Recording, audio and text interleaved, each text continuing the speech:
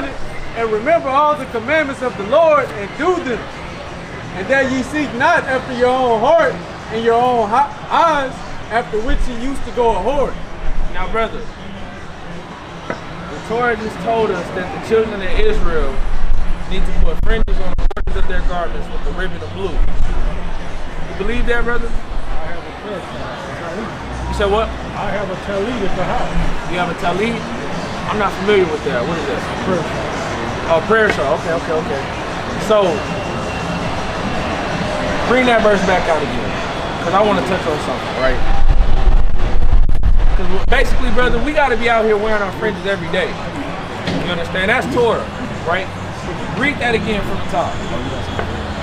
It says, speak unto the children of Israel, and bid them that they make them fringes in the borders of their garments throughout their generations. Right? And that they put upon the fringe of the borders a ribbon of blue. Right?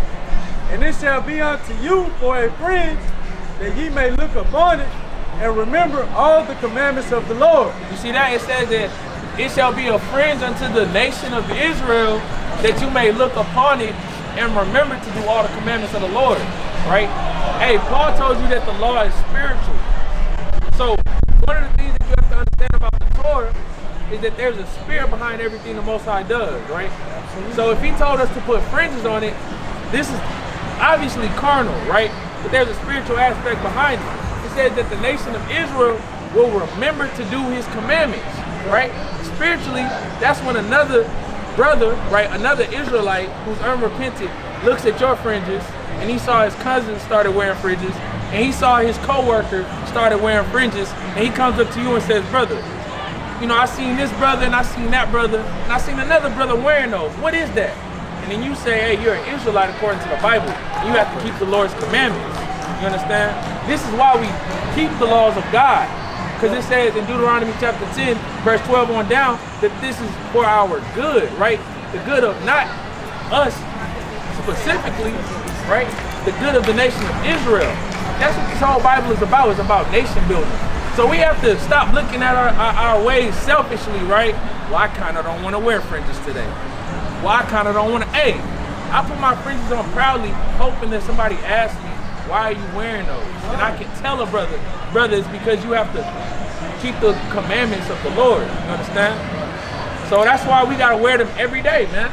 Salah. I appreciate it. Matthew 12 and 30. Matthew 12 and 30. Touch the hem of his garment. What's that? Touch the hem of his garment. Oh, no. I want to, he that gathers me, he that gathers with me. He that gathereth not with me scattered. Yeah, he that gathers not I'm with talking me. about when the lady with the issue of blood. I ain't talking about pretty much. Is that what it say? Bring that up. Matthew 12 and 30. He that is not with me is against me, and he that gathereth not with me scattereth abroad. You see that? So when the children of Israel look upon everybody and they say, I only see it one brother wearing his fringes, man, don't nobody really believe in that. Hey man, all of those brothers that believe in the Most High, hey, you really just scattered the Lord's sheep, right? Because you didn't have your fringes on, right? You scattered his sheep because now that brother says, well, ain't nobody else doing this, so I don't have to do it, right? Only he's got his fringes on. Everybody else don't have them. So he's out of his mind. He's been brainwashed, right? Whereas, hey man, we're called sheep for a specific reason, right? What do the sheep do, man? You gotta follow after something. It is what it is, man. You're either gonna follow after this world or you're gonna follow after the Most High. You know, it's one or the other, right? So we have to be an example, that light of the Most High, and bear that light amongst these nations, so that the light can bear witness with the light. The prophets can bear witness with the prophets. The children of Israel can bear witness. You had my back home, so that's my dad. I talk to you about everything. Whatever it is I'm going through, I'm like Paul said, Shaul. I'm a sinner. I recognize the fact that I'm a sinner. I'm being perfect. I'm not trying to be perfect.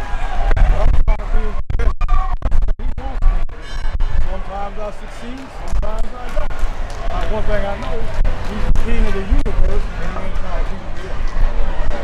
Said, okay, come on, bring it out. All right, Matthew. Give me the book of Sirach, Tear me down. chapter 5 and 7. It's the book of Matthew. I said, the Heavenly Father Hold on, brother. Hold on, brother. Hold on, brother. moved against me. Hear this. You said you made a statement, brother. Hear this precept, right? From how it's Jesus Christ. Hear this precept. It's the book of Matthew, chapter 5, verse 48. Bring it out. Be ye therefore perfect, even as your Father which is in heaven is perfect. That's utterly impossible to be perfect. You said what? He said it's impossible I to got be another perfect. precept for you, King. But Let me Christ tell you just what, told us to be perfect, brother. Strive towards that. Let me say something. Well, I got another precept. When I was talking to him, like the word holy, holy doesn't mean pure and perfect. Holy means to be set apart. Right. And I'm like, I can't be like that, pure and perfect, because I'm a flawed individual. I'm going to make mistakes. Bottom line, I don't want to make them, but I know I'm going to. Kyle, hold on, brother. The brother's got a scripture. Let's read the scripture, The brother. Bible talk. The book of Philippians, chapter 4, verse 12, right?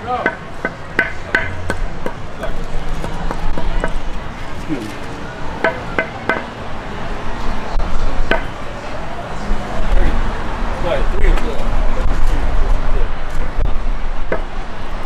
No, that's not it. 9, 3 and 9. I do all things. Yeah, it ain't 3 and 9.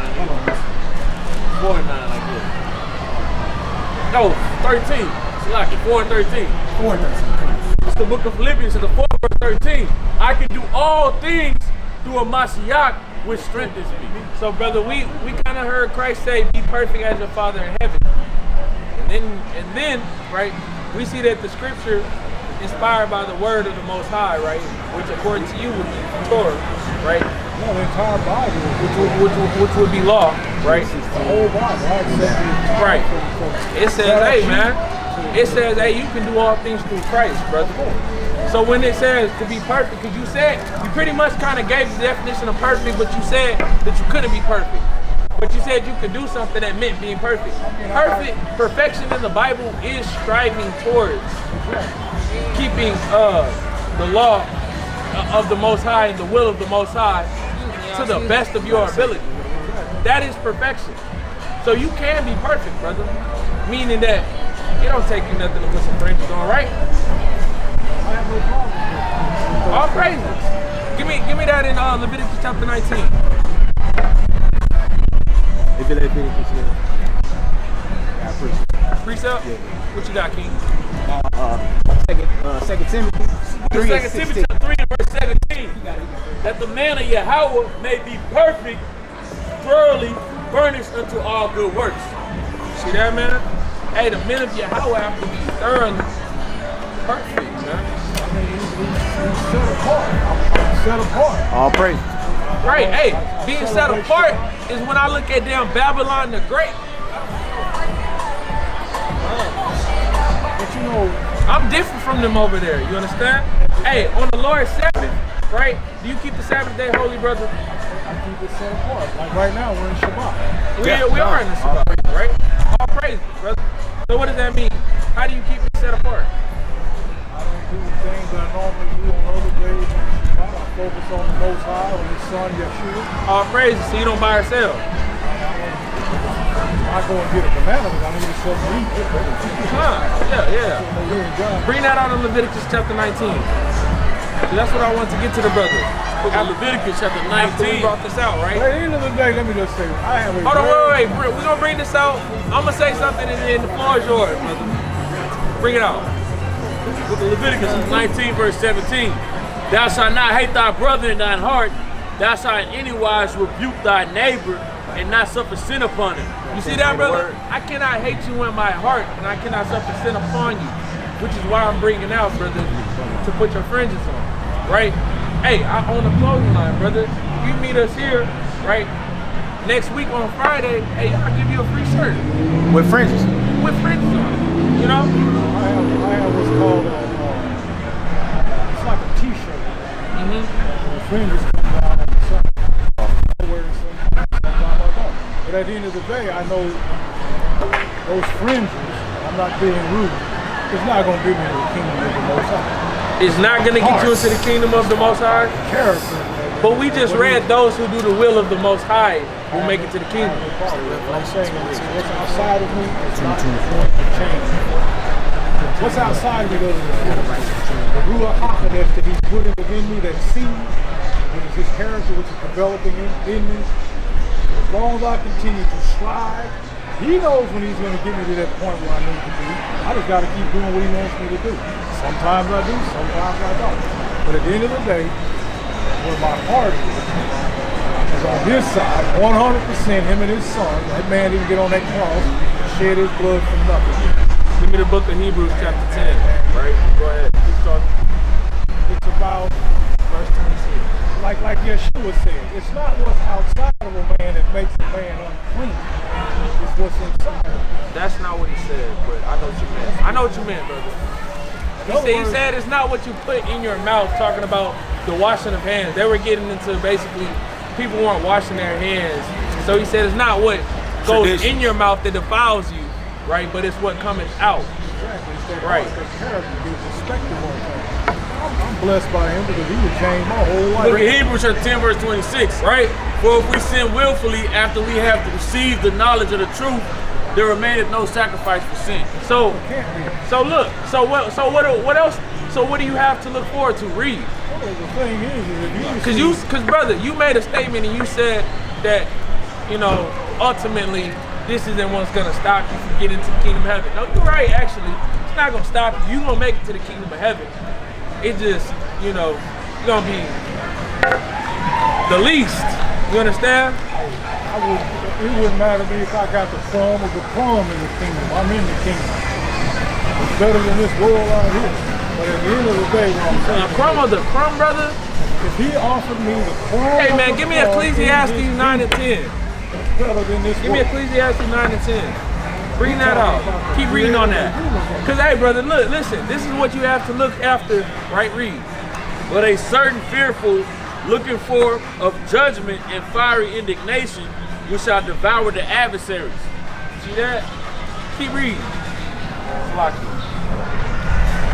He that despised Moses' law died without mercy under 2 or 3 witnesses. Hey, he that despised Moses' law, which is what we just read, where to keep your fringes is, died without mercy under 2 to 3 witnesses. Read. Of how much sword punishment suppose ye shall he be thought worthy, who hath trodden underfoot the Son of Yahweh, and hath counted the blood of the covenant wherewith he hath sanctified an unholy thing, and hath done despite unto the Spirit of grace. Unto the Spirit. Right? So when you do these things, man, hey, you trodden Yahweh under your foot, man. When you go against the word that you know. Have you read that verse before, brother? So it just told you, brother, that if you despise Moses' law, right? Well, so then you gotta keep your fringes on every day, right? What I'm saying is, if I have a very personal relationship with my Father and brother, give me Ecclesiastes 9 and 10. Is that do it all to do with your might? Ecclesiastes 4. Is that right? Wait, let me see. Yeah, that's what I want. That's what I want. Bring that out. Because the brother said, you know, I just want the crumb of heaven, man. I just want that. Hey, if I could just get the crumb of the crumb, let's read the Bible, man. What does the Bible say? Ecclesiastes 9 and 10. You know? Whatsoever thy hand findeth to do, do it with thy might. No, do it half-assed. Do it with thy might. Do it sometimes. Do it with thy might. You see that, brother? You got to do this thing with your might, man. Read. if I get into there is no work, nor device, nor knowledge, nor wisdom in the grave, whither thou goest. Brother, you can't keep your fringes on you in the grave. No, you can't, because that's going to perish. It's over with. But After you get into the grave, your life is over with. Well, I don't believe that. What do you believe in? I don't believe that. The scripture teaches something else. The scripture talks about three resurrections. Most people only talk about one. You said the scripture speaks about what? About three resurrections. Three resurrections. Brother, what does that have to do with you being able to work your salvation out? It's got a whole lot to do with it. Let me say this.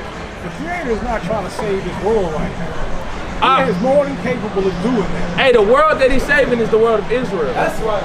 his relationship, Yeshua's relationship is with his bride, like you say, Israel. Right. That's the only ones he's dealing with. So is the Lord dealing with unsubmission unto the bride?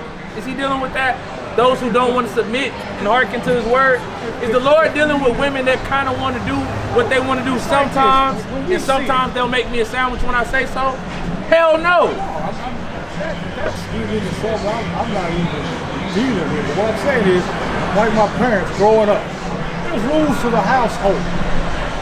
Either you're going to abide by the rules or you're not going to abide by the rules. If you don't abide by the rules, there's consequences for those actions. That's all I'm bringing out to you, not brother. to do that. And so, there were consequences. It's the same thing with the father. You got rules in his household, which is every single word comes out of his mouth. Either you abide by it, you don't abide by it. If you don't abide by it, like Yeshua was talking about the prodigal son who went way off and did his thing, there's consequences for doing all that stuff. You no longer have the safety of the house. And so, whatever's going on in this world, So basically, you know you gotta wear these fringes, and you know that because all the brothers trying to do it. Leviticus 19 and 11 is rebuke my brother in righteousness. All right, brother. Hey, give me the book of Matthew chapter 3 and verse 17. Give me the book of Acts chapter 3 and verse 19, man. And I'm gonna leave the brother off with that. I got a bomb. Sirach, yeah, bring that out. Sirach 5 and 7. Make no tarrying to turn to the Lord. No, do it sometimes. Make no tarrying to turn to the Lord. Right? And put not off from day to day. For suddenly shall the wrath of the Lord come forth, and in thy security thou shalt be destroyed and perish in the day of vengeance. Hey, brother, give me the book of Zechariah chapter 13 and 8. Hey, brother.